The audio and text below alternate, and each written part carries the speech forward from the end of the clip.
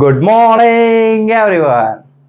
આપણે આગળના લેક્ચરમાં જે થોમ્સન અને રુથરફોર્ડની વાત કરી, જેમના પરમાણુય નમૂનાઓની પણ વાત કરી. જે થોમ્સનનો કંઈક અંશે પરમાણુય નમૂનો રુથરફોર્ડે ખોટો પાડ્યો છે. રુથરફોર્ડના નમૂનાની અંદર બહુ સરસ રીતે વાત કરી છે રુથરફોર્ડે, છતાં પણ કંઈક અંશે કંઈક બાબતો એ સમજાવી નથી શક્યો. જે પરમાણુની સ્થાયીતા છે એના વિશે એ સમજાવી નથી શક્યો. સાથે જ્યારે વાત કરવામાં આવે છે કે સ્પેક્ટ્રોસ્કોપી એટલે કે વર્ણપટ, એ સમજાવી શક્યો નથી. તો હવે આપણે આગળ આવે છે બોહરનો પરમાણુય નમૂનો. તો ચાલો આપણે બોહરના પરમાણુય નમૂનાની વાત કરીએ. તો ચાલો મિત્રો, આપણે બોહરના પરમાણુય નમૂનાની વાત કરીએ. તો આપણે વાત કરી રીતે કે બોહરને કઈ રીતે સાબિતી આપી કે આ પરમાણુય નમૂનો કઈ રીતનો હોય. તો પરમાણુય નમૂનાની અંદર વાત કરીએ તો સૌથી પહેલી અભિધારણાની અંદર એને શું કીધું હતું કે પરમાણુને એક કેન્દ્ર હોય છે જેને ન્યુક્લિયસ કહે છે. આ વાત તો આગળ રુથરફોર્ડે પણ કરી હતી, એટલે એમાં કઈ બહુ મોટી વાત હતી નહીં. એટલે સૌથી પહેલી જે વાત છે, આપણે જેને ન્યુક્લિયસ કહીએ છીએ, જ્યાં બધો પરમાણુ શું રહેલો હોય છે, ધનવીજભાર રહેલો હોય છે. તો આ ધનવીજભાર સિવાય બીજી કઈ વાત હતી કે ઇલેક્ટ્રોન માત્ર ચોક્કસ કક્ષામાં જ પરિભ્રમણ કરે છે, જેની ઉર્જા અને વેગ એ પણ કેવો હોય છે, ચોક્કસ હોય છે. એટલે કઈ રીતની વાત છે તો કે આપણે કીધું એ રીતે કે દરેક જગ્યાએ કક્ષાઓ નથી, અમુક ચોક્કસ જ કક્ષાઓ છે કે જ્યાં આગળ ઇલેક્ટ્રોન ગતિ કરી શકે છે. એટલે એવું નથી કે દરેક જગ્યાએ પરમાણુની અંદર કક્ષાઓ રહેલી છે. એક ઉદાહરણથી સમજવાનો પ્રયત્ન કરીએ કે ચોક્કસ આપણે એક ક્લાસ ચાલતો હોય અને ક્લાસની અંદર આપણે વાત કરીએ કે અમુક ચોક્કસ માર્ક્સ આવે તો ચોક્કસ રીતની જગ્યા તમને બેસવા માટે મળવાની છે. તો ઉદાહરણ તરીકે તમને કદાચ 90% આવ્યા છે તો તમને પહેલી બેન્ચ પર બેસવાનો વારો મળશે. 80% આવ્યા છે તો બીજી બેન્ચ પર વારો મળશે. 70% આવ્યા છે તો પાછળની બેન્ચમાં બેસવાનો વારો મળશે. પણ તમારા 75 છે તો એવી કોઈ જગ્યા જ નથી. તો એ જગ્યાઓ એવી કોઈ જગ્યાઓ અહીંયા ગાડી છે નહીં કે 75% આવ્યા છે, 65% આવ્યા છે કે 85% આવ્યા છે, પણ એવી કોઈ સીટો છે જ નહીં. અહીંયા ગાડી સીટો કેવી છે કે જેના 90% હોય, કોઈના 80% હોય, કોઈના 70% હોય, કે જે ફિક્સ છે એ જગ્યાઓની અંદર તો જ આપણે બેસાડી શકીએ છીએ, બાકી બેસાડી શકતા નથી. તો એ જ વસ્તુ હતું, એ જ વસ્તુ અહીંયા ગાડી છે કે દરેક જગ્યાએ ચોક્કસ રીતે ફિક્સ ઇલેક્ટ્રોન એટલે કે ચોક્કસ જગ્યામાં જ પરિભ્રમણ કરે છે, એટલે કે ચોક્કસ કક્ષાઓની અંદર જ પરિભ્રમણ કરે છે. દરેક જગ્યાએ ઇલેક્ટ્રોન પરિભ્રમણ કરતો નથી અને એની ઉર્જા એ દરમિયાન કેવી હોય છે, ચોક્કસ હોય છે. એનો વેગ પણ કેવો હોય છે, ચોક્કસ હોય છે. પછીની વાત કેવી થાય છે કે પરમાણુય સ્થિતિ, જેને આપણે ક્વોન્ટાઇઝેશન કન્ડિશન કહીએ છીએ. હવે આ ક્વોન્ટાઇઝેશન કન્ડિશન છે શું તો કે પરમાણુય સ્થિતિ તો કે ઇલેક્ટ્રોન જ્યારે ગતિ કરી રહ્યો છે, અહીંયા આગળ આપણે વાત કરીએ એ રીતે કે ઇલેક્ટ્રોન માત્ર એવી જ કક્ષામાં પરિભ્રમણ કરે છે કે જેના કોણીય વેગમાનના પૂર્ણ ગુણક h/2π જેટલો થતો હોય. એટલે આ વાત શું છે, ચાલો તો હવે સમજીએ એ શું કહેવા માંગે છે. ઉદાહરણ તરીકે આપણે સમજીએ કે એક પરમાણુ છે જેના કેન્દ્રમાં ધનવીજભાર રહેલો છે. હવે એ ચોક્કસ કેન્દ્રથી અંતરે ઇલેક્ટ્રોન રહેલો છે જેનું દળ m છે. હવે આ ચોક્કસ રીતે જ્યારે ગતિ કરતો હોય તો એ ગતિ કઈ રીતે કરે છે તો વર્તુળાકાર માર્ગે ગતિ કરે છે. આવું કોણે કીધું હતું, રુથરફોર્ડે કીધું હતું. અને આ ચોક્કસ વર્તુળાકાર માર્ગે જ્યારે એ ગતિ કરતો હશે તો એનું કોણીય વેગમાન શું કીધું છે, L, અને કોના પૂર્ણ ગુણકમાં હશે તો કે h/2π. તો એનો અર્થ શું તો કે જ્યારે પણ ચોક્કસ રીતે ગતિ કરશે તો h/2π વાળી કક્ષા હશે, અથવા 2h/2π હશે, અથવા 3h/2π હશે. કીધું ને કેવો ગુણક, પૂર્ણ ગુણક. એટલે કે પૂર્ણ ગુણકની સાથે જ એ જોડાયેલો રહેશે. એવું બને જ નહીં કે h/2π છે પછી 1.5 h/2π, આવું પોસિબલ જ નથી. એટલે પોઈન્ટ સંખ્યા શક્ય નથી. દરેક પૂર્ણ ગુણક હશે, જે પણ કક્ષાઓ હશે એ શું હશે, પૂર્ણ ગુણક. એટલે અહીંયા ગાડી મેં એક સૂત્ર લખ્યું છે કે કોણીય વેગમાન h બરાબર 2nh/2π, જ્યાં n બરાબર શું છે, પૂર્ણ સંખ્યા. અને n દર્શાવે છે શું? તો કે કક્ષાનો ક્રમ. કક્ષાનો ક્રમ એટલે કે શક્ય જ છે તો એ રીતે આપણે જ્યારે વાત કરીએ કે 1 પછી નંબર કક્ષા કઈ આવશે, 2 પછી 3 પછી 4 5 એવી રીતે ક્રમશઃ પૂર્ણ સંખ્યાઓમાં જ કક્ષાઓ શક્ય છે. 1.5 2.5 3.5 અથવા પોઈન્ટ સંખ્યાઓ જેટલી પણ દર્શાવે છે એવી કોઈ જ જાતની કક્ષાઓ છે નહીં. હવે એ રીતની અહીંયા ગાડી વાત થઈ હતી. તો હવે એ સમજીએ કે આ કોણીય વેગમાનનો સંબંધ છે શું? કોણીય વેગમાન કેવી રીતે? હવે કોણીય વેગમાન કોને કહેવાય એ સમજીએ. તો જ્યારે ઇલેક્ટ્રોન વર્તુળાકાર માર્ગે ગતિ કરતો હોય તો વર્તુળાકાર માર્ગે ગતિ કરવા માટે આપણાને થોડીક ફિઝિક્સની ટર્મ સમજવી જરૂર છે, જેના માટે કોણીય વેગમાન બરાબર સૂત્ર થાય છે r * p. r શું દર્શાવે છે? તો કે કેન્દ્રથી ઇલેક્ટ્રોન સુધીનું અંતર. અને p શું દર્શાવે છે? તો કે વેગમાન. તો કે આ વેગમાન પાછું કેવું? તો કે કોણીય વેગમાનનું વેગમાન. કોણીય વેગમાનનું વેગમાન. તો હવે આ r શું છે? તો કે અંતર. હવે આ ચોક્કસ રીતે ઇલેક્ટ્રોન પરિભ્રમણ કરી રહ્યો છે. હવે કોઈ પણ અહીંયા p એટલે શું થશે? m * v થશે, આપણને ખબર જ છે. તો હવે l બરાબર જ્યારે આપણે r * m * v થશે. પણ અહીંયા ગાડી આપણે જ્યારે વચ્ચે ગુણાકાર છે એટલે કે ચોકડી ગુણાકાર હોય એટલે કે ક્રોસ મલ્ટીપ્લિકેશન, તો આપણને ખબર છે કે જ્યારે આપણે સદિશોનો ચોકડી ગુણાકાર કરતા હોઈએ તો સદિશોના ચોકડી ગુણાકાર મુજબ સૂત્ર શું થશે? l બરાબર r mv sin θ. આ થશે. અને sin θ થતું હોય તો હવે આપણે આ જોઈએ કે કેન્દ્રથી અંતર r લીધું અને આ દિશામાં ચોક્કસ રીતે વર્તુળાકાર માર્ગે ગતિ કરે છે. બરાબર છે? તો એ મુજબ જ્યારે આ ઇલેક્ટ્રોન હોય તો ઇલેક્ટ્રોન ચોક્કસ રીતે એના ટેન્જન્ટ ની દિશામાં ગતિ કરશે. એટલે ટેન્જન્ટ ની દિશામાં ગતિ કરતો હોય તો અહીંયા જે ખૂણો બનશે કેટલો હશે? 90 અંશનો હશે. તો અહીંયા ખૂણાની જગ્યાએ આપણે કેટલા મૂકીશું? 90 મૂકીશું. તો rmv sin 90 એટલે કે 90. તો sin 90 ની કિંમત કેટલી થાય છે? 1 થાય છે. આપણને ખબર છે. એટલે સૂત્ર શું બનશે? l બરાબર rmv. આ એક સૂત્ર બનશે. તમને આ સૂત્રની તારવણી વધારે ફિઝિક્સના લેવલ પર છે. આપણે સૂત્રની તારવણી કશે જ લખવાની આવતી નથી. આપણે ખાલી આ સૂત્ર સમજવાનું છે. મારો પ્રયત્ન એટલો છે કે તમને આ સૂત્ર સમજાય કે ક્યાંથી આવ્યું, એટલા માટે આ સૂત્ર ઇમ્પોર્ટન્ટ છે. તો આપણે l બરાબર એટલે કોણીય વેગમાન બરાબર શું આવ્યું? rmv. તો આ શું છે? કોણીય વેગમાનનું સૂત્ર છે. પણ કોણીય વેગમાન બરાબર શું આપણી માટે સૂત્ર છે? nh/2π. તો સૂત્ર શું બનશે? હવે l બરાબર nh/2π છે. તો આપણે l ની જગ્યાએ શું લખી શકીએ છીએ? rmv બરાબર શું થશે? nh/2π. તો આ સૌથી ઇમ્પોર્ટન્ટ સૂત્ર છે જે તમે તમારા નોટબુકમાં નોંધી લો. આજે નોટબુક પેન લઈને જ બેસજો. આજનું સૌથી ઇમ્પોર્ટન્ટ લેક્ચર છે, જે માત્ર આપણા બોર્ડ રિલેટેડ નહીં પણ JEE નીટમાં પ્રશ્નો સોલ્વ કરવામાં પણ આવા સૂત્રો કામ લાગશે. એટલે સૌથી ઇમ્પોર્ટન્ટ લેક્ચર છે. એટલે પેન ચોપડો લઈને જ બેસજો. આપણે બધી જ વસ્તુ નોંધવાની છે. તો આ ખાસ નોંધી લેજો. આપણે આગળ બીજું સમજવાનો પ્રયત્ન કરીએ. સૂત્ર હું અહીંયા બાજુમાં લખતો જાઉં છું. rmv બરાબર nh/2π. ચાલો, તો મિત્રો આપણે સમજ્યા કે કઈ રીતે કોણીય વેગમાનનો સંબંધ જોડાયેલો છે. હા, કોણીય વેગમાનની અંદર એક બાબત રહી ગઈ સમજાવવાની કે જ્યાં h એટલે શું દર્શાવે છે? તો કે h એટલે શું છે? તો કે પ્લાન્ક અચળાંક. હવે પ્લાન્ક એક અલગ વૈજ્ઞાનિક છે. એની અંદર આપણે બહુ ડિટેલમાં નથી જતા. અત્યારે ખાલી એક અચળાંક તરીકે આપણે યાદ રાખી લો કે એક તરીકેનો અચળાંક છે જેની કિંમત કેટલી થાય છે? તો કે 6.636 × 10⁻34 જૂલ ઇન્ટુ સેકન્ડ. બરાબર છે? આપણે બસ એટલી વાત અત્યારે યાદ રાખી લો.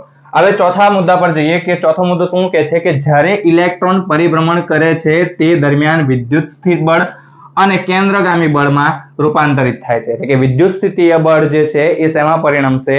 કેન્દ્રગામી બળ. પણ આ વાત કહેવા શું માંગે છે એ સમજીએ. તો સમજો કે પરમાણુ છે.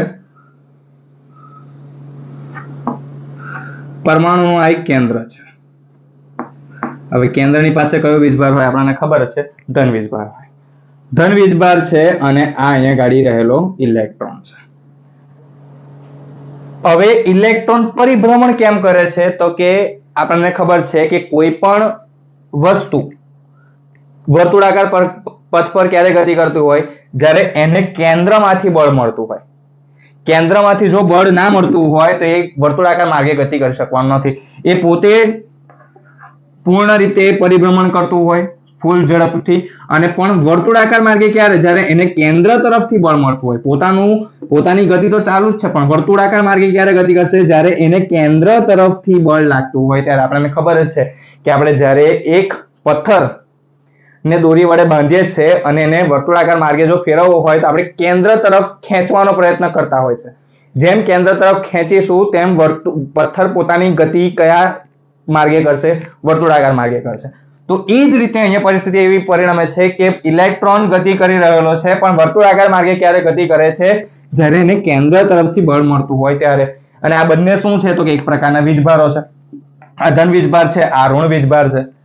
તો આ બંને વચ્ચે બીજું કયું બળ રહેલું હશે? વિદ્યુત સ્થિતીય બળ. હવે વિદ્યુત સ્થિતીય બળ એટલે શું? તો કે બે વીજભારો વચ્ચે લાગતું બળ. વીજભારો વચ્ચે લાગતા બળને કયું બળ કહે છે? વિદ્યુત સ્થિતીય બળ. તો કે સમજીએ કે Q1 અને Q2 કરીને બે વીજભાર છે. હવે આ બે વીજભારો વચ્ચે જે બળ લાગે છે એ બંને વિદ્યુત સ્થિતીય બળ કહે છે. એ બંનેના વચ્ચેના અંતરને R વડે દર્શાવવામાં આવે છે. તો આ વિદ્યુત સ્થિતીય બળ કઈ રીતનું એ આપણે જોયું.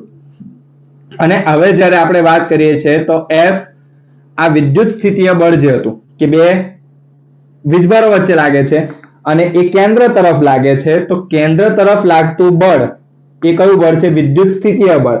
એટલે કે Fe એ કોના બરાબર થશે? તો કે એ કેન્દ્રગામી બળમાં પરિણમશે. એટલે કે એને તમે વિદ્યુત સ્થિતીય બળ કહો કે કેન્દ્રગામી બળ કહો, બંને વસ્તુ એક જ છે. એટલે કે આ જ બળ જે તરફ વિદ્યુત સ્થિતીય બે વીજભારો વચ્ચે લાગે છે, પરંતુ એ ઇલેક્ટ્રોન શું કરી રહ્યો છે? વર્તુળાકાર માર્ગે ગતિ કરી રહ્યો છે. એને કારણે આ વિદ્યુત સ્થિતીય બળ વર્તુળાકાર માર્ગે ગતિ કરાવવાને કારણે એ શેમાં બન્યું? કેન્દ્રગામી. એટલે કે કેન્દ્ર તરફ લાગતું બળ, એ બળને આપણે કહીએ છીએ કેન્દ્રગામી બળ. એના કારણે ઇલેક્ટ્રોન કઈ દિશામાં ગતિ કરે છે? વર્તુળાકાર માર્ગે ગતિ કરે છે, કેન્દ્રની આસપાસ. હા, તો હવે આપણે જોઈએ કે બે વીજભારો વચ્ચે લાગતું વિદ્યુત સ્થિતીય બળ. તો એની માટેનું સૂત્ર શું છે? Fe બરાબર 1/4πε0 Q1 Q2 R². આ એનું સૂત્ર છે વિદ્યુત સ્થિતીય બળનું, જેમાં Q1 અને Q2 શું દર્શાવે છે? બંને વીજભારો દર્શાવે છે, અને R² એ બંને વચ્ચેનું અંતર દર્શાવે છે. જ્યાં ε0 શું છે? તો કે માધ્યમ ની પરમિટિવિટી. અત્યારે આ બધા જે ટર્મ્સ છે, જે પદો છે, એ આપણે સમજવાના નથી અત્યારે, ખાલી યાદ રાખો. આપણે જ્યારે આ તમે 12માની અંદર આ લેક્ચર સમજશો ત્યારે આ બધી જ બાબતો વધારે ઊંડાણપૂર્વક આવશે. અત્યારે માત્ર આપણે એને રિલેટેડ સમજવાની વાત છે કે કઈ રીતે આ પદો બને છે અને શું કહેવા માંગે છે. એટલે કે ε0 શું દર્શાવે છે? માધ્યમની પરમિટિવિટી. બસ અત્યારે એક પ્રકારનું શું છે? અચળાંક છે, એવું ધ્યાનમાં રાખો. જેમાં પાઈ પણ અચળાંક છે, 4 પણ અચળાંક છે. Q1 Q2 શું છે? વીજભાર છે. આપણી પાસે Q1 Q2 તરીકે Fe બરાબર પહેલો વીજભાર કોણ છે? તો કે આપણે ઇલેક્ટ્રોન કહી દઈએ. ચાલો, તો શું સૂત્ર થશે? 1/4πε0 Q1 એટલે કોણ? તો કે ઇલેક્ટ્રોન. ઇલેક્ટ્રોનની વાત કરી આપણે. ચાલો, હવે Q2 તરીકે શું છે? પ્રોટોન. પ્રોટોનને આપણે કયા વડે દર્શાવે છે? +E વડે દર્શાવે છે. ઇલેક્ટ્રોનને કઈ વડે દર્શાવે છે? -E વડે દર્શાવે છે. ચાલો, તો હવે +E તરીકે તો આપણે દર્શાવીએ જ છે પ્રોટોનને, પરંતુ અહીંયા ગાડી આપણે જ્યારે વાત કરીએ છીએ તો કેન્દ્રમાં પ્રોટોનની સંખ્યા મુજબ આપણે અહીંયા ગાડી પ્રોટોન દર્શાવવા પડે. તો હવે પ્રોટોનની સંખ્યા કેટલી? જેટલો એનો પરમાણુય ક્રમાંક. પરમાણુય ક્રમાંક જેટલો વધારે એટલા પ્રોટોન વધારે. અને પરમાણુય ક્રમાંકને શેના વડે દર્શાવે છે? Z વડે. તો અહીંયા ગાડી પ્રોટોનની સંખ્યા કેટલી થશે? Ze. જેટલો પરમાણુય ક્રમાંક એટલા જ શું? પ્રોટોન. એટલે અહીંયા ગાડી શું થશે? Ze છેદમાં શું થશે? R². આપણને શેનું સૂત્ર મળે છે? વિદ્યુત સ્થિતીય બળ માટે. વિદ્યુત સ્થિતીય બળ કોના માટે? તો કે ઇલેક્ટ્રોન દ્વારા આ વીજભાર પર એટલે કે કેન્દ્ર પર લાગતા બળ માટેનું છે. તો Fe બરાબર આપણે જોયું કે 1/4πε EZE/r² થાય છે. તો હવે કેન્દ્રગામી બળનું સૂત્ર શું થશે? Fc બરાબર mv²/r. આ શું થયું? કેન્દ્રગામી બળ માટેનું સૂત્ર થયું. તો આપણી પાસે છે જ કે વિદ્યુત સ્થિતીય બળ શેમાં પરિણમે છે? કેન્દ્રગામી બળમાં પરિણમે છે. તો બંનેના સૂત્રો આપણી પાસે છે જ. બંનેને આપણે સરખાવી દઈએ તો સૂત્ર શું બનશે? 1/4πε0 બરાબર EZE/r² બરાબર Fc બરાબર શું થશે? mv²/r. આ આપણને સૂત્ર મળે છે કે આ પરિસ્થિતિ જે બતાવે છે તે આ સૂત્ર નોંધી લેજો. આ સૌથી ઇમ્પોર્ટન્ટ સૂત્ર છે જે અહીંયા હું બાજુમાં લખી દઉં છું. 4πε0 EZE/r² બરાબર mv²/r. આ આપણાને અહીંયા ગાડી બે સમીકરણો મળ્યા છે. આપણે આને કહી દઈએ સમીકરણ 1 અને કહી દઈએ સમીકરણ 2. આ બે સમીકરણોને આધારિત જો આપણે ઘણી બધી ગણતરીઓ કરવાની છે. આ દરેકે દરેક બાબત છે તમને મેં સમજાવી દીધી કે કઈ રીતે શું કહેવા માંગે છે. આ ચોથી અભિધારણા હતી કે શું થઈ રહ્યું છે. બરાબર છે. આ ચાર અભિધારણાઓને આધારે ઘણી બધી બાબતો આપણને સમજાય છે કે ઇલેક્ટ્રોન કેમ પરિભ્રમણ કરી રહ્યો છે, કેન્દ્રની આસપાસ કઈ રીતે પરિભ્રમણ કરી રહ્યો છે અને કેમ કરી રહ્યો છે.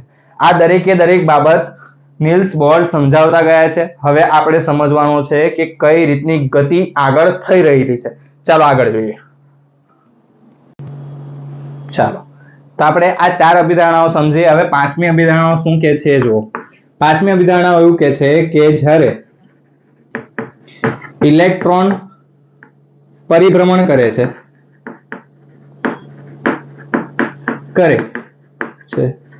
તે દરમિયાન ઇલેક્ટ્રોન ઉર્જા મેળવતો કે ગુમાવતો નથી. આ સૌથી મોટો ટર્નિંગ પોઈન્ટ હતો. રુથરફોર્ડની જે થિયરી હતી એને બદલવાનો સૌથી મોટો ટર્નિંગ પોઈન્ટ.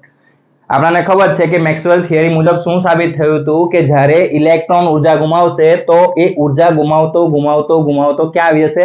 કેન્દ્રમાં આવી જશે અને પરમાણુ શું થઈ જશે? નાશ થઈ જશે. પણ આ વસ્તુ થઈ જ નહીં. બોરે શું કીધું કે મેક્સવેલની થિયરી કઈ કામની નથી. મેક્સવેલ ગયો તેલ લેવા.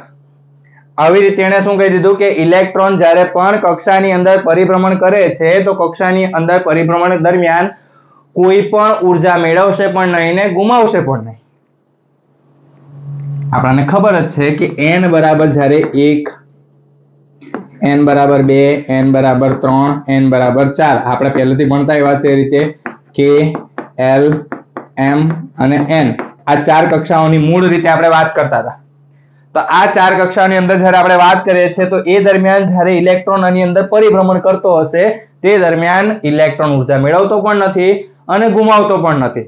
એટલે અહીંયા ગાડી એને મેક્સવેલની થિયરીને ધ્યાનમાં રાખ્યા વગર આ બાબતને કહી દીધી કે આ જ વસ્તુ થઈ રહી છે. હા, હજુ એક છઠ્ઠો પોઈન્ટ આવે છે, છઠ્ઠી અભિધારણા, જેમાં આપણે નીલ્સ બોર કહેશે કે ઇલેક્ટ્રોન ઉર્જા મેળવી પણ શકે છે અને ઇલેક્ટ્રોન ઉર્જા ગુમાવી પણ શકે છે. પણ એ પહેલા આપણે એ વાતને પણ સમજવાની છે. એ વાત પછી સમજીએ, પણ એ પહેલા કેટલીક ગણતરીઓ જે સમજવાની છે આપણે એ ગણતરીઓને થોડીક ધ્યાનમાં લઈ લઈએ. પછી છેક છેલ્લે આપણે છેલ્લી અભિધારણા સમજીએ. એ શું કહેવા માંગે છે એ પછી સમજાશે. પહેલા આપણે કેટલીક ગણતરીઓ જોવાની છે એ જોઈ લઈએ. ચાલો તો મિત્રો હવે કેટલીક ઇમ્પોર્ટન્ટ ગણતરીઓ છે જે તમે ખાસ નોંધજો, જે તમને JEE નીટ જેવી અથવા અન્ય કોઈ પણ એવી કોમ્પિટિટિવ એક્ઝામ છે એમાં ખૂબ જ ઉપયોગી થશે. જે તમને અગાઉ 12મા ધોરણના ફિઝિક્સના ચેપ્ટરોની અંદર આ ગણતરીઓ જોવા મળશે. એટલે ખાસ નોટબુકની અંદર આ વસ્તુઓ નોંધજો. તમારી માટે સૌથી ઇમ્પોર્ટન્ટ અને અલગ સ્પેશિયલ વસ્તુ લઈને આવ્યો છું એટલે ખાસ ધ્યાન આપજો. તો પહેલું જોવાનું છે ત્રિજ્યા. ત્રિજ્યા શેની હોય તો કે કયા કક્ષાના માર્ગે ગતિ કરે છે, હવે કેટલા અંતરે ઇલેક્ટ્રોન રહેલો છે એની બાબતે આપણે જોવાનું છે. તો પહેલી વાત કરીએ ત્રિજ્યાની. ત્રિજ્યા આપણે રેડિયસ.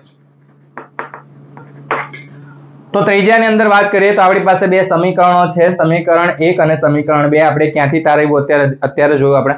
તો આપણે જોઈએ કે પહેલું સમીકરણ શું છે, nh/2π = mvr. આ સમીકરણ નંબર 1 છે. ત્યાર પછી બીજું સમીકરણ છે આપણી પાસે 1/4πε0 EZE/r² = mv²/r. આ સૂત્રો છે. આ બે સમીકરણો આપણી પાસે અહીંયા અત્યારે છે. હવે આપણે મેળવવાની છે r ની કિંમત. તો r ની કિંમત માટે શું કરીએ, અહીંયા ગાડી r શું દર્શાવે છે આપણા બંનેની અંદર તો કે અંતર જ દર્શાવે છે, ત્રિજ્યા દર્શાવે છે. આપણે મુખ્ય રીતે આપણે r ને કરતા બનાવવાનો છે, તે માટે શું કરી શકાય, તો આપણે ચાલો એક કામ કરીએ, સમીકરણ 1 નો વર્ગ કરીએ અને એને 2 વડે ભાગી નાખીએ. તો આપણે એક વસ્તુ અહીંયા ગાડી એ કરીએ છીએ કે સમીકરણ 1 નો વર્ગ કરી સમીકરણ 2 વડે ભાગતા. ચાલો સૌપ્રથમ સમીકરણ 1 નો વર્ગ કરીએ એટલે શું થશે તો કે n² h² / 2π એટલે કે 4π² = m² v² અને r² થઈ જશે. ભાગ્યા કરવાનું છે સમીકરણ 2. તો આપણે એને વડે જ ભાગી નાખીએ, સીધે સીધું જે આપેલું છે. તો ભાગ્યા શું થશે 1/4πε0 EZE/r². આ બાજુ પણ ભાગાકાર કરી દઈએ આપણે, mv²/r. ચાલો શું થશે અહીંયા ગાડી, કઈ કઈ બાબતો ઉડે છે, ચાલો 4π અહીંયા ગાડી 4 ઉડી જશે, π 1 ઉડી જશે. એ સિવાય કઈ કઈ બાબતો અહીંયા ગાડી ઉડે છે તો એક m ઉડી ગયો અહીંયા ગાડી. ચાલો v² અને v² ઉડી જાય છે. એ સિવાય અહીંયા ગાડી r ઉપર જતો રહેશે એટલે r નો ઘન થઈ જશે. એ સિવાય અહીંયા ગાડી બીજી કોઈ વસ્તુ ધ્યાનમાં આવે છે, આપણે ચાલો છોટું પાડીને આપણે લખતા જઈએ કે શું બને છે. તો n² h² upon π રહી ગયો છે, π છેદમાં આવી જાય. ચાલો અહીંયા ગાડી શું વધે છે EZE. ચાલો છેદનો છેદ અંશમાં જશે એટલે ε0r² બરાબર અહીંયા શું થઈ જશે ઉપર જશે એટલે mr નો ઘન થઈ જશે. ચાલો mr નો ઘન થઈ જાય. ચાલો અહીંયાથી r નો વર્ગ અને અહીંયાથી 3 ઘાત ઉડી જાય છે એટલે કે 3 માંથી 2 r જતા રહ્યા તો અહીંયા એક જ r વધે છે. ચાલો તો r m સામે છેદમાં મોકલી દઈએ તો શું થશે સૂત્ર અહીંયા ગાડી r બરાબર સૂત્ર શું થશે n² h² ε0 છેદમાં π small e z e into m. આ સૂત્ર બની જશે.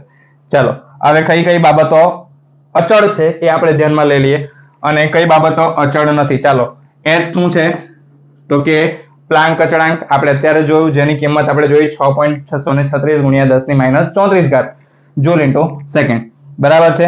ε0 પણ શું છે માધ્યમની પરમિટિવિટી, એ પણ કેવું છે અચળ છે. ઇલેક્ટ્રોન અને પ્રોટોન બંનેના વીજભાર પણ કેવા છે અચળ છે. પાઈ કેવો છે અચળ છે. ઇલેક્ટ્રોનનું દળ પણ કેવું છે અચળ છે. તો જે બાબતો અચળ છે એને આપણે સાઈડમાં કરીએ તો r બરાબર શું થશે h² ε0 છેદમાં π × e². બંનેના વીજભાર તો કેવા છે સરખા જ છે, આપણે અત્યારે ચિહ્નો ધ્યાનમાં લેવાના નથી. ચાલો બીજું શું આવે છે m. હવે વધ્યું શું n. n એટલે શું તો કે કક્ષાનો ક્રમ. n એટલે શું દર્શાવે છે કક્ષાનો ક્રમ. 1 2 3 4 5 આ રીતે અલગ અલગ ક્રમ મળી શકે છે. તો એ તો નિશ્ચિત છે ને એટલે બદલાયા કરશે. તો અહીંયા ગાડી n² upon બીજું શું આવશે z. આ આપણાને શું મળે છે એક સૂત્ર મળે છે કે જેમાં આ અચળાંકો છે. આ શું શોધવા માટેનું સૂત્ર છે તો કે ત્રિજ્યા. કોની ત્રિજ્યા તો કે કક્ષાની ત્રિજ્યા આના વડે મળી શકે છે. તો આટલી બધી ગણતરી કરવી પડશે? તો કે ના, આપણે ગણતરી કરીએ છીએ એટલે શોર્ટકટ બનાવતા જ હોઈએ છીએ. તો આ બધાનો મૂળ એકમ આપણે જ્યારે શોર્ટકટમાં અચળાંકોની કિંમત મૂકીએ છીએ તો જવાબ આવે છે 0.529 ગુણ્યા n²/z, જેને આપણે r = 0.53 ગુણ્યા n²/z એમસ્ટ્રોંગ. આપણે આની જે ગણતરી કરીશું એ શેમાં મળશે? આપણને એમસ્ટ્રોંગમાં મળે છે. તમે આને બીજા કશામાં ફેરવવા ઈચ્છતા હોય તો એ મુજબ તમે રૂપાંતરિત કરી શકો છો. તો આ સૌથી ઇમ્પોર્ટન્ટ શોર્ટકટ છે, પણ બધી જગ્યાએ શોર્ટકટ કામ આવતો નથી. એટલે આપણે શું યાદ રાખવાનું? એનું સૂત્ર. તો આ ઇમ્પોર્ટન્ટ સૂત્ર છે, એ નોંધી લેજો, સૌથી ઇમ્પોર્ટન્ટ. અને ઘણી વખત આપણે શોર્ટકટના થ્રુ પણ આપણે કામ કરી શકીએ છીએ. જ્યારે આપણને એવી પરિસ્થિતિ આપી દીધી હશે કે આ જે કિંમતો છે એ કિંમતો આપણને ઓલરેડી આપી હોય તો આપણે સૂત્રનો ઉપયોગ કરવો પડશે. પણ કિંમતો ન આપી હોય ને આપણે ત્રિજ્યા શોધવા કીધી હોય તો આપણે સીધા આ સૂત્રનો ઉપયોગ કરી શકીએ છીએ. એટલે આપણે આ સૂત્રને આધારે જ ગણતરી કરવી ઈઝી શોર્ટકટ છે. પણ જ્યારે પરિસ્થિતિ બીજી પરિણમે ત્યારે આપણે અલગ વસ્તુ કરીશું. ચાલો, તો આ સૂત્ર નોંધી લો. અહીંયા ગાડી હું સાઈડમાં સૂત્ર લખી દઉં છું. ચાલો, તો શું થશે? r બરાબર h²ε0 upon pi e²m કૌંસમાં n²/z. શોર્ટકટ શું છે? r બરાબર 0.53 ગુણ્યા n²/z.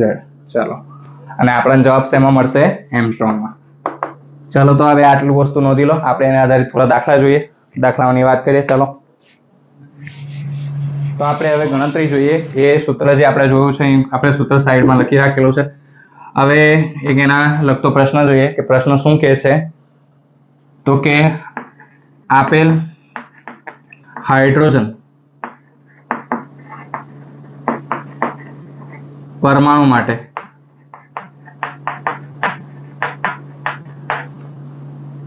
પ્રથમ, દ્વિતીય, તૃતીય અને ચોથી કક્ષાની ત્રિજ્યા શોધો. ચાલો, આપણે જે કિંમત આપેલી છે આપણે શોર્ટકટ ખબર જ છે, શોર્ટકટ મુજબ જ કાર્ય કરે. ચાલો, તો હાઇડ્રોજનની વાત કરેલી છે તો H બરાબર, ચાલો, હાઇડ્રોજનનો પરમાણ્વીય ક્રમાંક કેટલો છે? 1 છે. ચાલો, કક્ષાઓ આપણને ક્રમશઃ કીધેલી છે કે n બરાબર 1 લેવાના છે, 2 લેવાના છે, 3 લેવાના છે અને 4 લેવાના છે. તો આપણને કક્ષાઓ કીધેલી જ છે, કઈ કઈ લેવાની છે તે. તો એ પણ જોતા જઈએ આપણે. તો પહેલા વાત કરીએ R1 પહેલી કક્ષા માટે. તો R1 બરાબર 0.53 ગુણ્યા n² શું છે? z. ચાલો, તો R1 બરાબર 0.53 ગુણ્યા n એટલે પરમાણે પહેલા કઈ કક્ષા માટે? પહેલી કક્ષા માટે 1 નો વર્ગ કરીએ છેદમાં. ચાલો, z તો ફિક્સ જ છે, કેટલો રહેશે?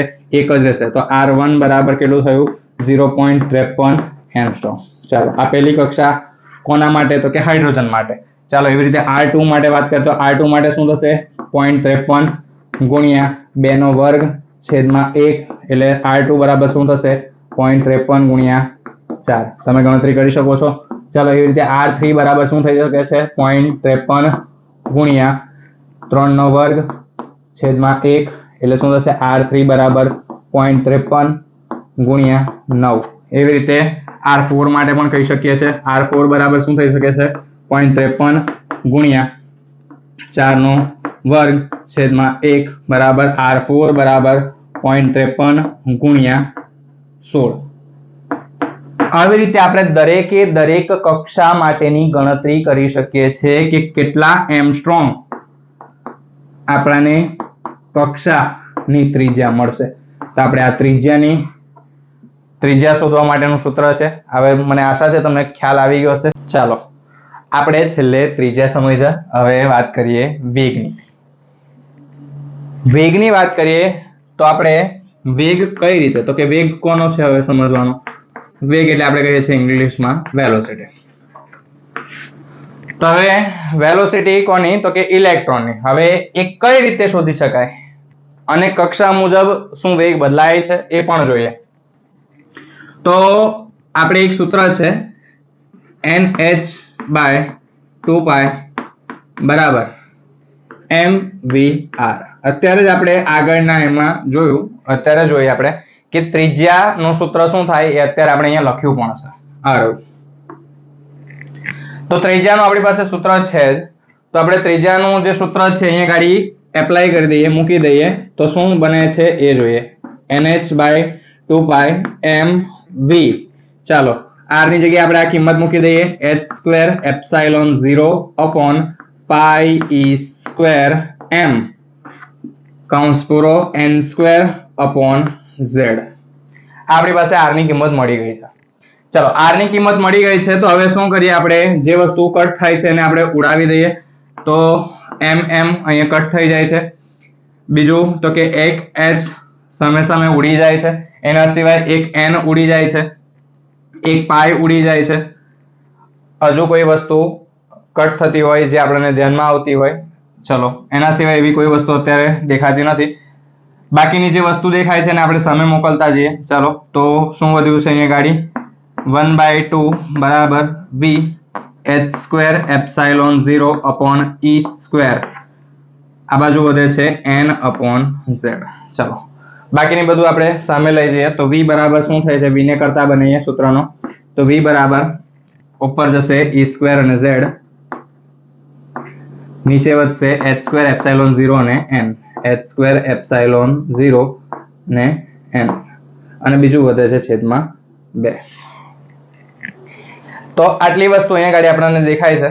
ચલો તો હવે આપણે જે અચળ છે એને આપણે સાઈડમાં કાઢી લઈએ. તો v બરાબર શું થાય છે, z અને n આ બે જ અચળ નથી, બાકીની બધી જ કિંમતો આપણને દેખાય છે કે કેવી છે, અચળ છે.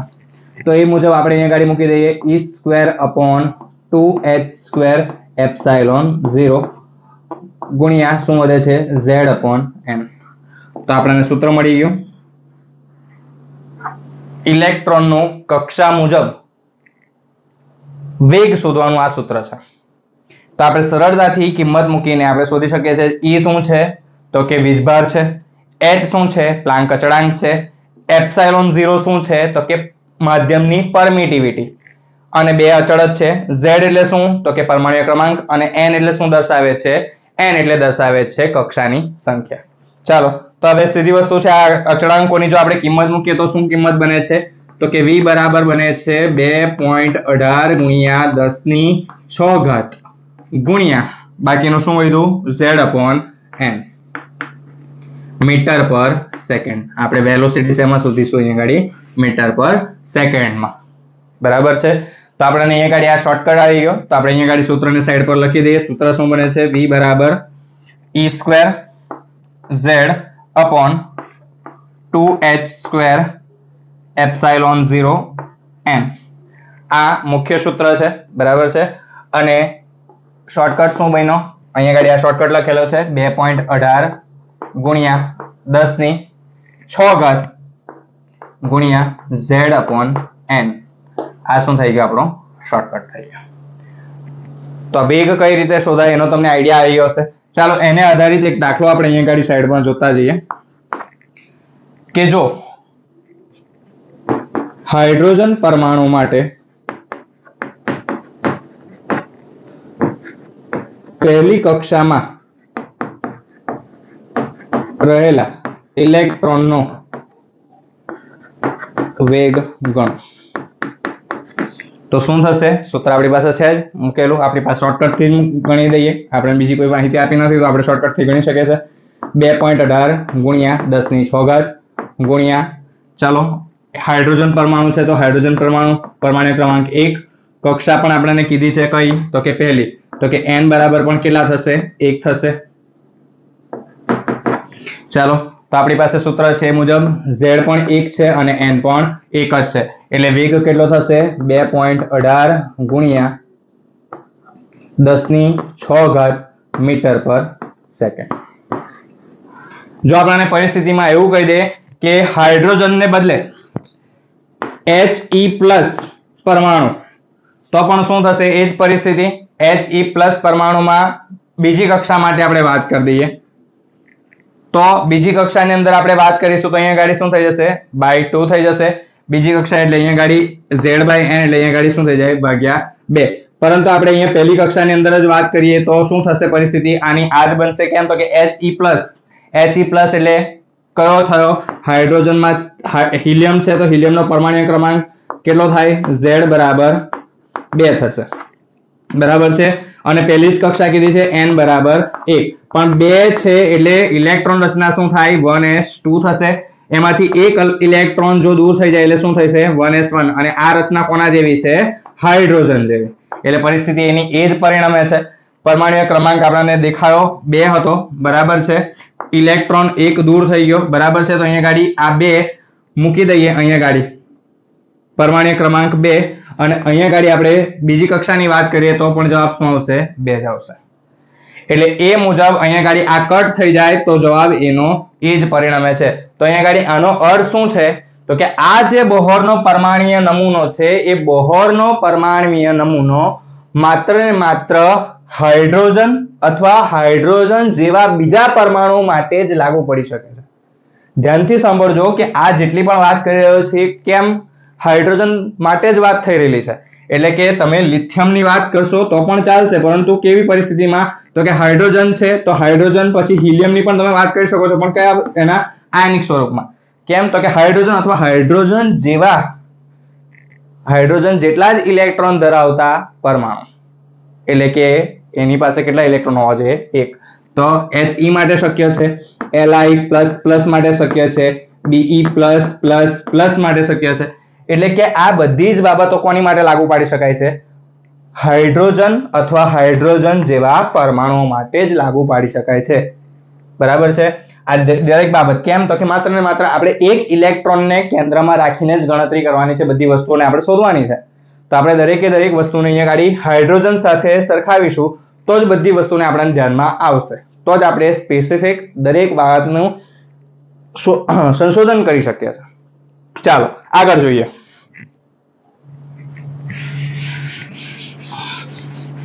ચાલો તો હવે આપણે વેગ સમજી લીધો. હવે વાત કરીએ આપણે ગતિ ઉર્જાની. ગતિ ઉર્જા એટલે આપણને ધ્યાનમાં આવે છે કે કોઈ પણ વસ્તુ જ્યારે ગતિમાં હોય ત્યારની પરિસ્થિતિ. તો ગતિ ઉર્જા જેને આપણે કહીએ છીએ ઇંગ્લિશમાં કાઇનેટિક એનર્જી. કાઇનેટિક એનર્જી એટલે કે જ્યારે કોઈ વસ્તુ ગતિ કરતી હોય અને એ દરમિયાન એની પાસે રહેલી ઉર્જા. તો આપણને ખબર જ છે પરિસ્થિતિ મુજબ કે જ્યારે કેન્દ્ર હોય અને કેન્દ્રના આજુબાજુ જે કક્ષા રહેલી છે આપણે હાઇડ્રોજનને ધ્યાનમાં લઈને વાત કરીએ છીએ તો ઇલેક્ટ્રોન ગતિ કરી રહ્યો છે એટલે એના પાસે કઈ ઉર્જા છે ગતિ ઉર્જા. કોઈ પણ વસ્તુ જ્યારે ગતિ કરતી હોય એટલે એના પાસે કઈ ઉર્જા રહેલી હોય ગતિ ઉર્જા રહેલી હોય. તો આપણને ખ્યાલ છે એ મુજબ કાઇનેટિક એનર્જીની જ્યારે આપણે વાત કરીએ છીએ એટલે કે ગતિ ઉર્જાની જ્યારે વાત કરીએ છીએ તો એ મુજબ સૂત્ર શું થાય છે એનું 1/2 mv². આ એનું સૂત્ર છે.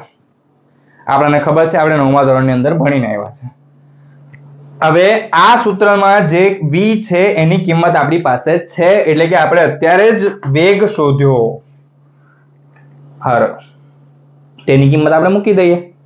તો v અહીંયા ગાડી v ની કિંમત મૂકીએ તો શું થશે કે કાઇનેટિક એનર્જી બરાબર 1/2 m. ચાલો કૌંસમાં v ની જગ્યાએ શું આવશે તો કે e² z છેદમાં શું થશે 2h²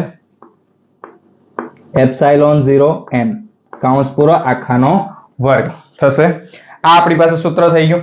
ચાલો હવે પરિસ્થિતિ જે દેખાય છે એ મુજબ જ આગળ વાત કરીએ. હવે આપણે જે કૌંસ આપેલો કૌંસનો વર્ગ આપણે કરતા જઈએ તો 1 કાઇનેટિક એનર્જી બરાબર 1/2 કૌંસમાં ચાલો e નો વર્ગ છે નો વર્ગ એટલે e ની કેટલી ઘાત થશે 4 ઘાત થશે. ચાલો z નો શું થશે વર્ગ થશે છેદમાં ચાલો 2 નો વર્ગ કરીએ તો 4 થશે. h નો વર્ગ ઓલરેડી છે એટલે h ની 4 ઘાત થશે. ε0 નો વર્ગ થશે અને n નો વર્ગ થશે. ચાલો કૌંસ પૂરો. આટલું આપણને દેખાય છે. ચલો કોઈ વસ્તુ કટ આઉટ થતી હોય એવું આપણને દેખાતું નથી. ચાલો 4 દુ 8 આપણે કરી દઈએ તો કાઇનેટિક એનર્જી 1/8 ચલો આપણે લખવાની જરૂર નથી E² Z² 4 દુ 8 h⁴ એપ્સાઇલોન 0 નો વર્ગ n². આ પરિસ્થિતિ અત્યારે આપણને દેખાઈ રહી છે. ચાલો આપણને જે અચળ દેખાય છે એને બહાર કાઢતા જઈએ તો કાઇનેટિક એનર્જી બરાબર ચલો E કેવો છે અચળ છે તો E² આપણે બહાર કાઢી લઈએ છેદમાં 8 h² એપ્સાઇલોન 0 નો સ્ક્વેર. આટલી વસ્તુ અચળ દેખાય છે બાકી શું નથી અચળ તો કે z² અપોન n². આટલું આપણને દેખાય છે. ચાલો તો કાઇનેટિક એનર્જી બરાબર ચલો આ અચળાંકની કિંમત શું આવે છે તો મેં તમને કહી દઉં અત્યારે 13.6 ગુણ્યા z² અપોન n². આ જવાબ આપણને શેમાં આવશે ઇલેક્ટ્રોન વોલ્ટમાં આવશે. આ જવાબ જે આવશે એ શેમાં મળશે આપણને ઇલેક્ટ્રોન વોલ્ટમાં મળશે. તમને ધ્યાનમાં આવે છે કે આ જવાબ આપણને શેમાં મળી રહ્યો છે ઇલેક્ટ્રોન વોલ્ટમાં મળે છે. આપણને ખબર જ છે આપણે પરિવર્તન કરી શકીએ છીએ એ માટે તમારે થોડુંક જોઈ લેવું કે ઇલેક્ટ્રોન વોલ્ટ થી આપણે જૂલમાં કન્વર્ટ કરવું હોય તો કઈ રીતે થઈ શકે. બરાબર છે. અત્યારે માત્ર ને માત્ર એક ધ્યાનમાં રાખો કે આ જે કિંમત શોધી રહ્યા છે આપણને શેમાં મળી રહી છે ઇલેક્ટ્રોન વોલ્ટમાં મળી રહી છે. તો આપણે આ કાઇનેટિક એનર્જી શોધવા માટેનું સૂત્ર આ રહ્યું તમારી માટે અને એનો શોર્ટકટ આપણી પાસે અહીંયા ગાડી મૂકેલો છે. ચાલો એવી રીતે હવે વાત કરીએ આપણે પોટેન્શિયલ એનર્જી એટલે કે સ્થિતિ ઊર્જા જેને આપણે ઇંગ્લિશમાં કહીએ છીએ પોટેન્શિયલ એનર્જી.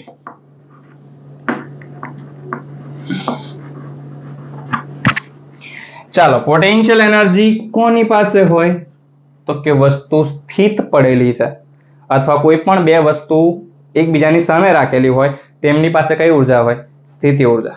તો અહીંયા ગાડી ઇલેક્ટ્રોન અને કેન્દ્ર બંને વચ્ચે લાગતી ઉર્જા કઈ હશે સ્થિતિ ઉર્જા. બરાબર છે. એટલે કે કોઈ પણ બે વીજભાર વચ્ચે જ્યારે આકર્ષણ થતું હોય અથવા કોઈ બળ લાગતું હોય તો એ સ્થિતિ ઉર્જા હોઈ શકે છે. અત્યારે આપણે એમ કહી શકીએ કે આ ચોક અને અત્યારે મારા હાથમાં બીજો ચોક છે તો બંને વચ્ચે કોઈ આકર્ષણ નથી પણ એ બંને પાસે સ્થિર અવસ્થામાં છે એટલે બંને કઈ રીતે હશે તો કે એમની પાસે કઈ ઉર્જા હશે સ્થિતિ ઉર્જા. એટલે માત્ર એવું જરૂરી નથી કે વસ્તુને આપણે ચોક્કસ ઊંચાઈએ લઈ જઈએ અને પછી છોડી દઈએ અથવા ઊંચાઈ પર મૂકીએ છે તો એની પાસે સ્થિતિ ઉર્જા હોય એવું ખાલી માત્ર જરૂર નથી. એવી જ પરિસ્થિતિ જરૂરી નથી. કોઈ વસ્તુ સ્થિર સ્થિતિમાં પડી છે તો એની પાસે કઈ ઉર્જા હોઈ શકે છે સ્થિતિ ઉર્જા હોઈ શકે છે. હા તો આપણે એ જ વસ્તુની અહીંયા વાત કરવાની છે. તો આપણને ખબર છે કે કોઈ Q1 Q2 એમ બે કરીને વીજભારો છે તો એ બે વચ્ચે કઈ ઉર્જા સંગ્રહાયેલી હશે સ્થિતિ ઉર્જા અને એમના વચ્ચેનું અંતર આપણે r ધ્યાનમાં લઈએ તો સ્થિતિ ઉર્જા માટેનું સૂત્ર શું બને છે વીજભાર માટે તો કે પોટેન્શિયલ એનર્જી બરાબર 1/4 પાઈ epsilon 0 Q1 Q2 upon r. આ શેના માટેનું સૂત્ર થઈ ગયું પોટેન્શિયલ એનર્જી એટલે કે સ્થિતિ ઉર્જા શોધવા માટે. હવે આપણે જ્યારે સ્થિતિ ઉર્જા શોધતા હોઈશું તો સ્થિતિ ઉર્જા માટે આપણે જ્યારે વીજભાર મૂકીએ છીએ તો કેન્દ્રનો વીજભાર કેવો છે ધન અને ઇલેક્ટ્રોનનો વીજભાર કેવો છે ઋણ. તો આપણે જ્યારે સ્થિતિ ઉર્જાની ગણતરી ધ્યાનમાં લઈએ છીએ તો આપણે ધન અને ઋણને પણ ધ્યાનમાં લઈશું. ચાલો તો આપણે એ જ વસ્તુ કરીએ. ચાલો અહીંયા બાજુમાં ગણતરી કરતા જઈએ તો પોટેન્શિયલ એનર્જી બરાબર 1/4 પાઈ એપ્સાઇલોન 0.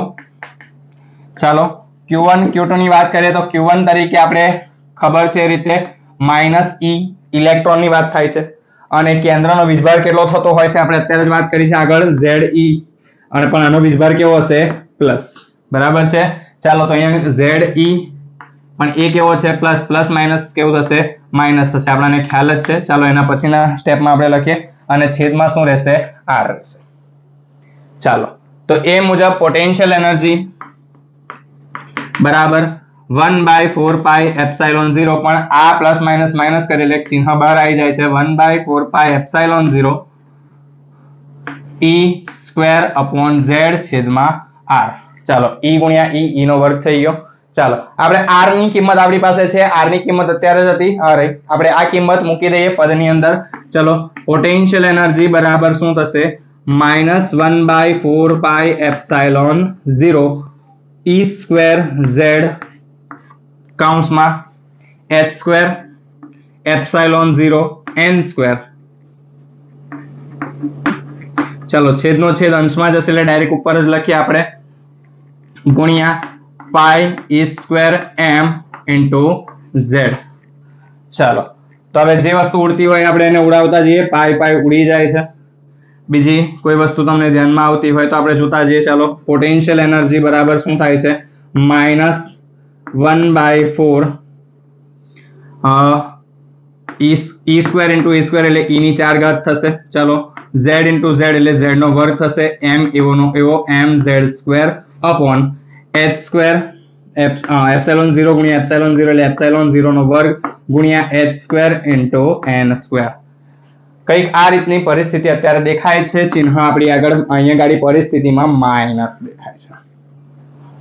તો થોડું ઘણું જો સૂત્ર તમે ધ્યાનમાં લેતા હોય તો આ સૂત્ર આને થોડું ઘણું મળતું આવે છે. ચાલો મિત્રો, તો આપણને દેખાય છે કે સૂત્ર થોડું ઘણું મળતું આવે છે. ચાલો અહીંયા ગાડી e સ્ક્વેર છે, અહીંયા ગાડી પણ e ની 4 ઘાત છે, z સ્ક્વેર છે, z સ્ક્વેર છે. અહીંયા ગાડી આપણી પરિસ્થિતિ મુજબ આપણી ભૂલ થઈ છે. અહીંયા ગાડી e ની 4 ઘાત છે, અહીંયા ગાડી e ની 4 ઘાત છે. આપણે ઉપરથી દેખતા ગયા છે એ મુજબ e ની 4 ઘાત છે. એની સાથે આપણને અહીંયા ગાડી બાર ગણતરીમાં m આપેલો છે, આપણે m લખવાનું ભૂલી ગયા છે. અહીંયા ગાડી m લખી દઈએ, અહીંયા પણ m જ આવશે અને અહીંયા પણ m જ આવશે. ચાલો એનું અચળાંક જ આપણને 13.6 મળે છે, એટલે ખાલી આપણી લખવામાં ભૂલ થઈ છે. ખાલી બાબત થોડું કાળજી રાખજો. અહીંયા ગાડી સૂત્રમાં બરાબર રીતે જ લખાયેલું છે, તમે જોઈ શકો છો. ચાલો તો એ રીતે આપણે જોતા જઈએ તો હવે થોડું ઘણું આ ને આ મેચિંગ થતું થાય છે. ઉપર e ની 4 ઘાત છે, e ની 4 ઘાત છે, m છે, z સ્ક્વેર છે, z સ્ક્વેર છે, h સ્ક્વેર છે, h સ્ક્વેર છે, એપ્સિલોન 0 નો સ્ક્વેર છે, એપ્સિલોન 0 નો સ્ક્વેર છે, n સ્ક્વેર છે, n સ્ક્વેર છે. ખાલી પરિસ્થિતિની અંદર અહીંયા 8 છે, અહીંયા 4 છે. એટલો નાનો તફાવતને આપણે દૂર કરવાનો પ્રયત્ન કરીએ. ચાલો તો આને આપણે 2 વડે ગુણીએ અને 2 વડે ભાગીએ. તો 2 વડે ગુણવાનું અને 2 વડે ભાગવાથી શું થઈ જશે, ઉપર -2 કૌંસમાં 1/8, 4 દુ શું થઈ જશે, 8 થઈ જશે. ઉપર 2 આપણે બહાર કાઢી લીધા, e ની 4 ઘાત m z square upon epsilon 0 નો સ્ક્વેર h સ્ક્વેર. ચલો z સ્ક્વેર ને એ બહાર કાઢી લઈએ ગુણ્યા z square upon n square. આપણે બહાર કાઢી લીધો. આટલાની કિંમત અત્યારે જ આપણે શોધી છે, કેટલી છે, 13.6. તો આપણે અહીંયા ગાડી પોટેન્શિયલ એનર્જી બરાબર શું થશે, -2 ગુણ્યા કેટલા થયા, 13.6 ગુણ્યા z square upon n square. Potential energy કેવી મળે છે આપણને, ઋણ મળે છે. દેખાય છે આપણને? તો અહીંયા ગાડી જો પોટેન્શિયલ એનર્જી કેવી છે, બમણી છે. કોના કરતા, કાઇનેટિક એનર્જી કરતા.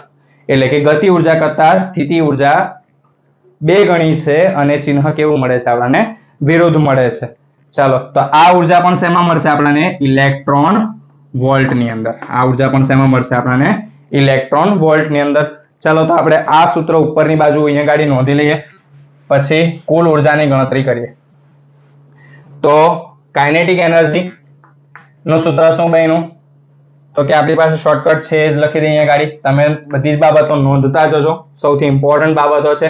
13.6 ગુણ્યા z square upon n square. આ ગતિ ઉર્જા શોધવા માટેનું સૂત્ર છે. એના સિવાય પોટેન્શિયલ એનર્જી બરાબર સૂત્ર શું બને, આપણી પાસે શોર્ટકટ આવ્યો છે એ શું આવે છે, -2 ગુણ્યા 13.6 ગુણ્યા z square upon n square. આપણી પાસે 2 સૂત્રો બની ગયા. ચાલો હવે આપણે ગણતરી કરવાની છે કુલ ઉર્જાની. ચાલો તો આપણે એ જોઈએ. ચાલો તો હવે આપણે ત્રિજ્યાની વાત કરી, વેગની વાત કરી, ગતિ ઉર્જાની વાત કરી, સ્થિતિ ઉર્જાની વાત કરી. ચાલો તો હવે 5મો પોઈન્ટ છે, એ પણ ઇમ્પોર્ટન્ટ છે. એને આધારે જ ઘણી બધી બાબત આપણે સમજવાની છે. તો છે હવે કુલ ઉર્જા. કુલ ઉર્જાને આપણે કહીએ છીએ total energy.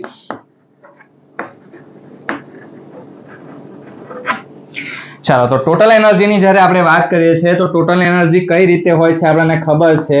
Total energy is equal to kinetic energy plus potential energy. Means કે કુલ ઉર્જા બરાબર ગતિ ઉર્જા વત્તા સ્થિતિ ઉર્જા. તો આપણી પાસે આ બંનેની કિંમત છે જ, તો બંનેની કિંમત આપણે મૂકી દઈએ તો કે કુલ ઉર્જા બરાબર કાઇનેટિક એનર્જી કેટલી છે, 13.6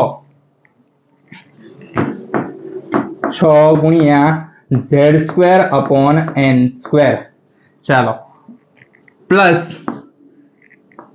પ્લસ કૌંસમાં ચાલો પોટેન્શિયલ એનર્જીની કિંમત છે પણ કેવી છે માઇનસ છે તો 2 ગુણ્યા 13.6 ગુણ્યા z²/n². ચાલો મીન્સ કે આ 2 ગણી છે અને આ 1 છે તો સીધી વસ્તુ છે 2 ગણીમાંથી 1 ગણી નીકળી જાય એટલે કેટલી વધશે 1 જ ગણી પણ જેનું ચિહ્ન મોટું છે તે આવશે પ્લસ માઇનસ આવશે એટલે total energy is equal to -13.6 ગુણ્યા z²/n².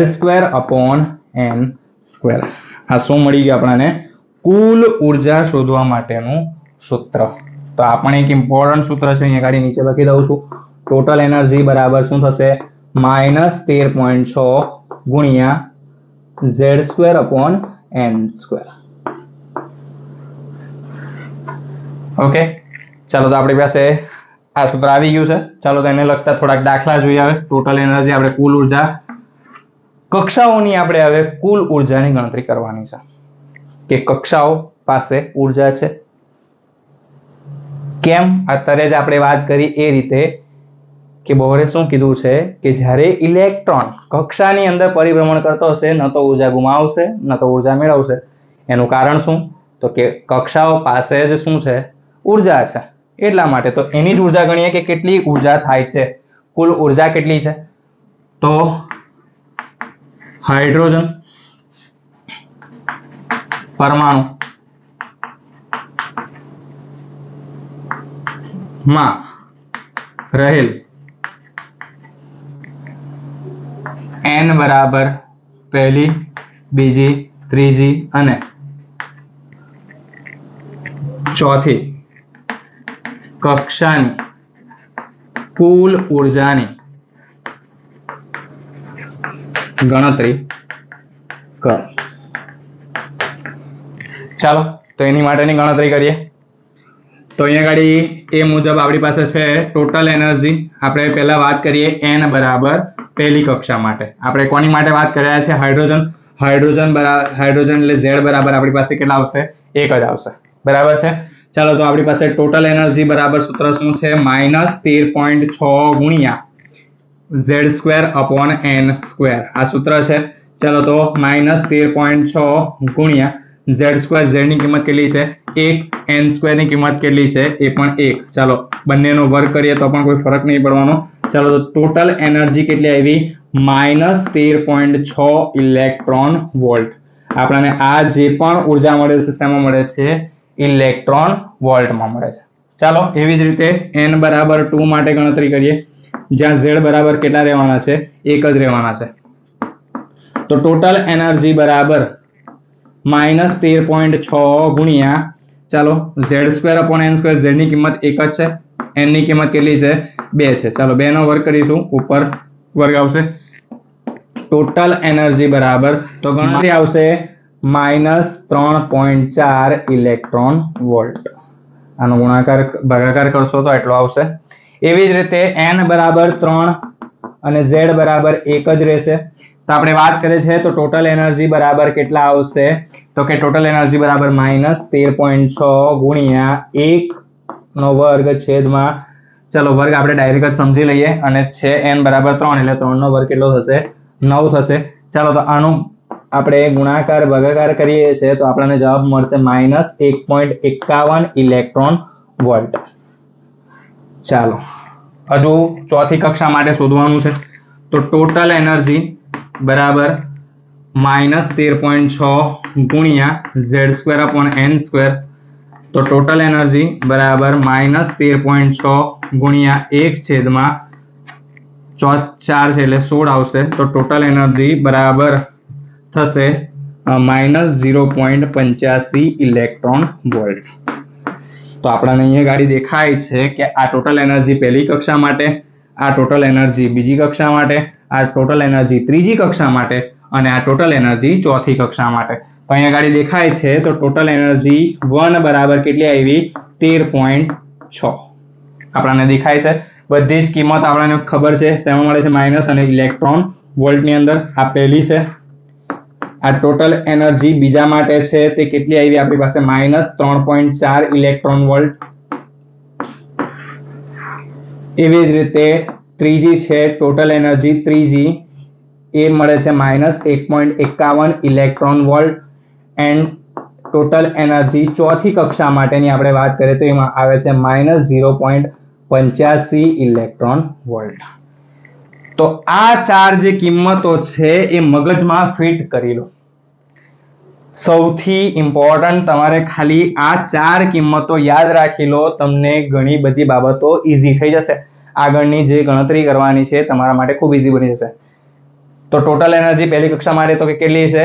તે -13.6, બીજી છે -3.4, ત્રીજી કક્ષા છે -1.51 અને ચોથી કક્ષા છે તો -0.85 ઇલેક્ટ્રોન વોલ્ટ.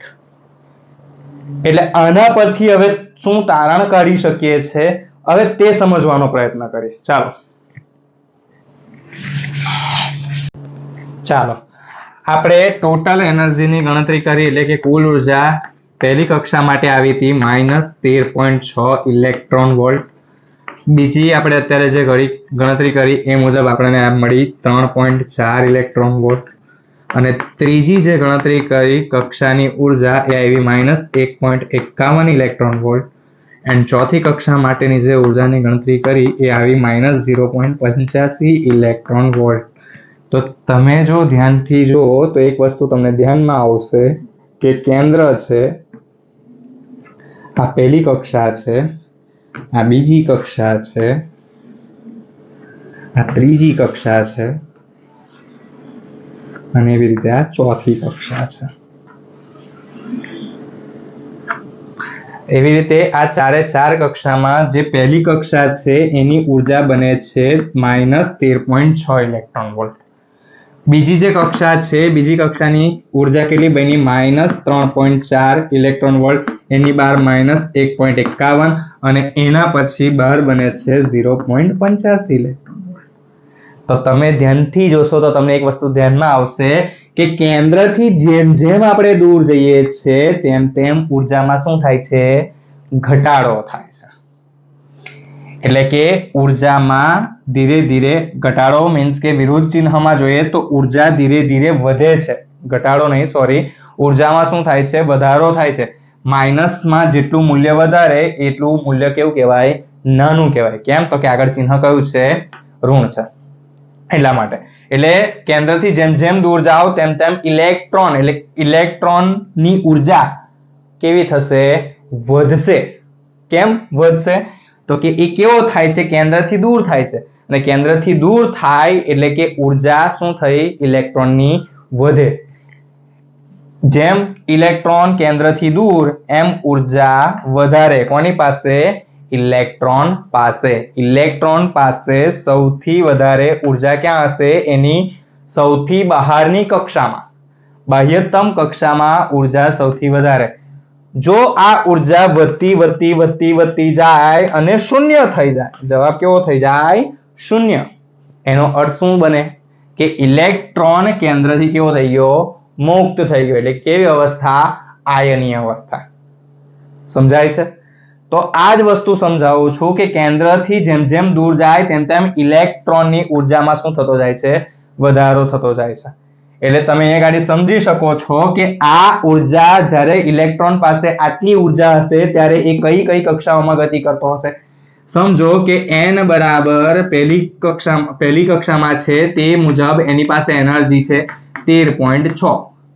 જો હવે એને બીજી કક્ષામાં જવું હોય તો એને કેટલી ઉર્જા આપવી પડશે? આપણે કોઈ પણ ઉર્જા આપી દઈશું તો ચાલશે? તો કે નહીં ચાલે. તો એને કેટલી ઉર્જા આપવી પડશે કે જેથી એની ઉર્જા કેટલી બને? -3.4. તો -3.4 જો કરવું હોય તો આપણે +3.4 કરીએ તો 6 માંથી 4 જાય તો 2, 3 માંથી 3 જાય તો 0 અને અહીંનો 1 એટલે 10.2 પ્લસ 10.2 ઇલેક્ટ્રોન વોલ્ટ જેટલી જો આપણે ઉર્જા આપીએ તો ઇલેક્ટ્રોન કૂદીને ક્યાં જશે? અહીં જશે. એટલે અહીંયા ગાડી એ જ વસ્તુ છે કે ટોટલ એનર્જી પહેલી કક્ષામાં છે -13.6 ઇલેક્ટ્રોન વોલ્ટ એની ઉર્જા છે. જો મેં ઇલેક્ટ્રોનને કેટલી ઉર્જા આપું? 10.2 ઇલેક્ટ્રોન વોલ્ટ જેટલી જેવી ઉર્જા આપું છું એટલે એની ઉર્જા કેટલી થઈ જાય છે? 3.4 ઇલેક્ટ્રોન વોલ્ટ થઈ જાય છે. એટલે એ ઇલેક્ટ્રોન ક્યાં આવી જશે? કૂદકો મારીને બીજી કક્ષામાં. જો મેં એને કોઈ પણ ઉર્જા આપી દઉં, ઉદાહરણ તરીકે -13.6 છે અને 5 આપી દીધી, તો 5 આપી દઉં તો 6 જ રહેશે અને 13 માંથી 5 જાય છે, એટલે 5 જાય છે તો અહીંયા રહે છે 8, -8.6. પણ આ ઉર્જા શક્ય નથી, અહીંયા કઈ એવી ઉર્જા છે નથી. તો મેં આગળ એ જ વસ્તુ કીધી કે ચોક્કસ ઉર્જા ધરાવતી કક્ષાઓમાં જ ઇલેક્ટ્રોન રહી શકે છે.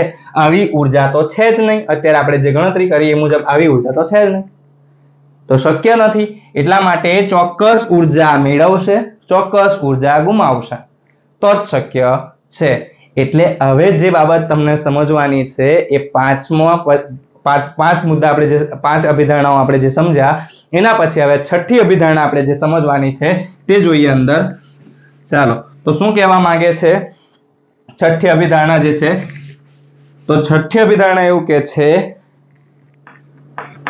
કે ઇલેક્ટ્રોન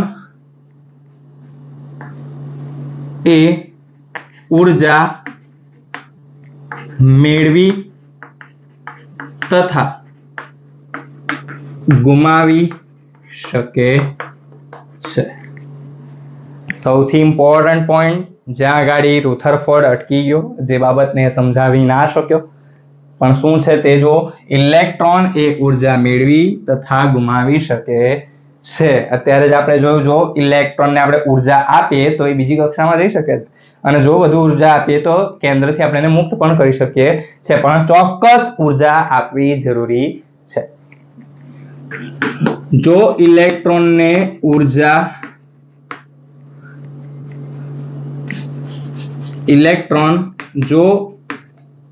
ઉર્જા મેળવે છે તો તે ઉત્તેજિત અવસ્થામાં જાય છે. એવી જ રીતે ઇલેક્ટ્રોન જો ઉર્જા ગુમાવશે તો તેની ધરા અવસ્થા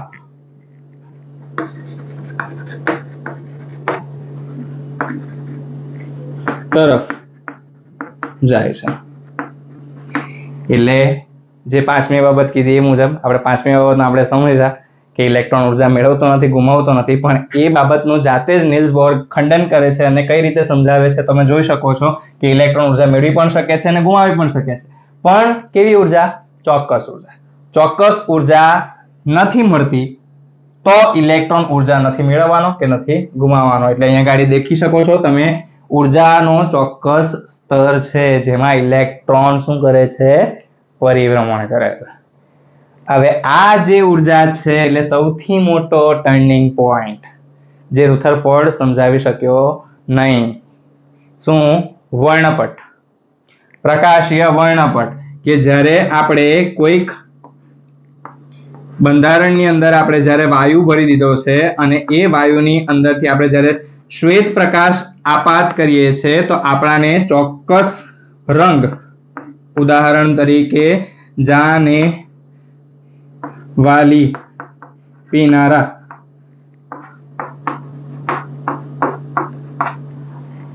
આ 7 રંગના પ્રકાશમાં આપણાને ખબર છે પ્રકીર્ણન થવું જોઈએ, તો એ પ્રકીર્ણન ને બદલે અમુક ચોક્કસ રંગનો પ્રકાશ શું થયો છે? ગાયબ થયો હતો. તો હવે એ પ્રકાશ શું થઈ ગયો છે? અહીંયા શોષણ પામ્યો હશે અને એ ઇલેક્ટ્રોન કઈ અવસ્થામાં ગયો હશે? ઉત્તેજિત અવસ્થામાં ગયો છે. બાકીના પ્રકાશ આપણને દેખાતા હતા, પણ આ હકીકતમાં એ ઉર્જા નથી, એ શું છે? ચોક્કસ પ્રકારની તરંગ લંબાઈઓ જે અહીંયા શું પામતી હતી? શોષણ પામતી હતી, અને જેને કારણે એ ચોક્કસ તરંગ લંબાઈનો પ્રકાશ આપણને દેખાતો હતો, ચોક્કસ તરંગ લંબાઈનો પ્રકાશ નહોતો દેખાતો. આ બાબત સૌથી ઇમ્પોર્ટન્ટ જે રુથરફોર્ડ સમજાવી શક્યા નહીં. એ હવે કોણે સમજાવે છે? નીલ્સ બોર. તો આપણે હવે વર્ણપટને રિલેટેડ આગળના લેક્ચરમાં વાત કરીશું.